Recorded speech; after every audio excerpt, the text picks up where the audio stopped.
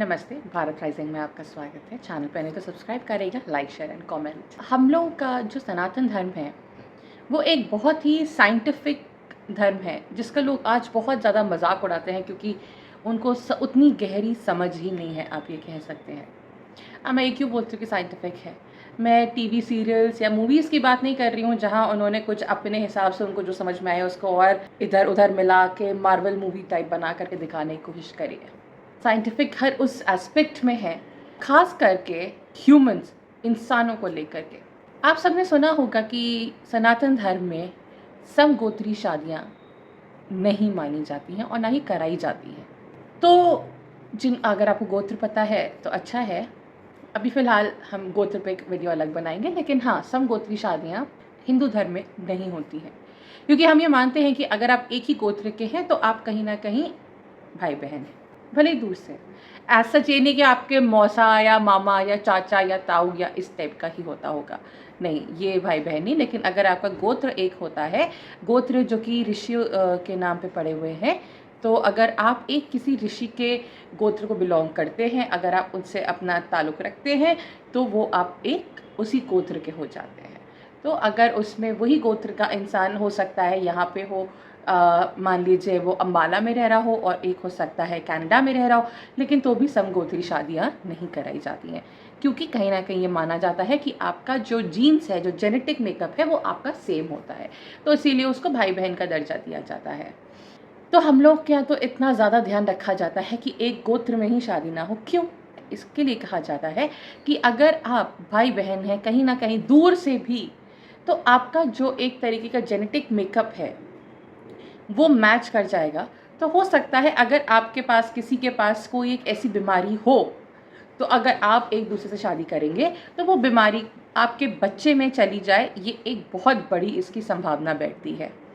और ताकि ऐसी चीज़ें ना हो, बच्चा अच्छा रहे, हेल्दी रहे, लंबा जिए, उसकी बुद्धि अच्छी रहे, इसलिए समगोत्री शादियाँ कभी नहीं कराई जाती थी। इसीलिए आज भी जब शादी से पहले कुंडली मिलाई जाती है तो ये देखा जाता है कि समगोत्री शादियाँ ना हो।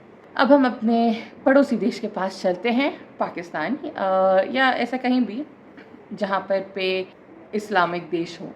फ़िलहाल हम पाकिस्तान की बात करते हैं क्योंकि पाकिस्तान से हम लोग का एक तरीके से आप कह लीजिए कनेक्ट ज़्यादा है, समझ हम ज़्यादा रखते हैं। उनके ही सीरियल्स यहाँ पर बहुत शौक़ से देखे जाते हैं और समझा भी जाता है कि हाँ, क्योंकि कहीं ना कहीं आपका कल्चर सेम था। 1947 से पहले तो एक ही देश थे ना सारे, तो वो एक चीज़ है। तो अब हम अगर पाकिस्तान की बात करते हैं, आप उनके शोज़ देखेंगे तो आपको पता ही ज़रूर से चलेगा कि उन शोज़ में वो लोग भाई बहन की शादी को बड़ा ही नॉर्मली लेकर के चलते हैं। ये भी नहीं है कि दूसरा या तीसरा कज़न हो, वो तो फर्स्ट कज़न में ही शादी बड़े आराम से कर लेते हैं। Mohsin has a rare genetic disease which is gradually destroying his body. He was born with it because his mother and father are first cousins. More than half of British Pakistanis marry their first cousins. Tonight on Dispatches, the tragic consequences of a cultural practice that is devastating children's lives. मामा, मौसी, चाचा, ताऊ, सगे, और उसको वो लोग वहाँ पे मानते हैं और उसको सीरियल में दिखाया भी जाता है कि वो उस चीज़ को प्रेफर भी करते हैं। तो सीरियल में अगर वो ये चीज़ दिखा रहे हैं तो इसका मतलब है कहीं ना कहीं कि ये लोग इस चीज़ को उनकी सोसाइटी में सही माना जाता है। हम अपने हिंदू धर्म में एक बार अगर किसी को भाई बोल देते तो वो भाई ही रहता है, हम उसको भाई बहन की नज़र से देखते हैं। तो पहली बात तो यही बड़ा एक अजीब सा लगता है कि जिसको आप हमेशा से भाई बोलते आए, अब आप उसको अपना पति या उसको अपनी पत्नी मान रहे हैं। एक ये तो बहुत ही वियर्ड, अजीब सी एक फीलिंग अंदर से आती है।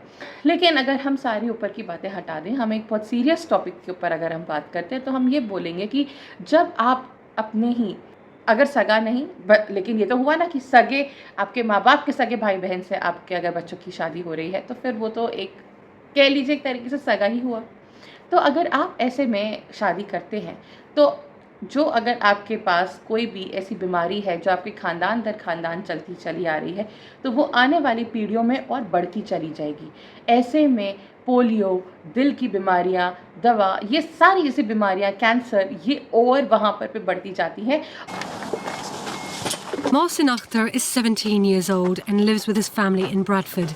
He's the second of 6 children. He's blind, he can't walk properly and needs round-the-clock care. अभी अबू आते हैं ना, हैं अबू आते हैं ना, फिर चलते हैं। अच्छा चला, क्या कह रहा है? गाड़ी चलानी है? गाड़ी लेके दे नहीं। Mohsin is losing his hearing, his speech is seriously impaired, and he understands little of what's happening around him.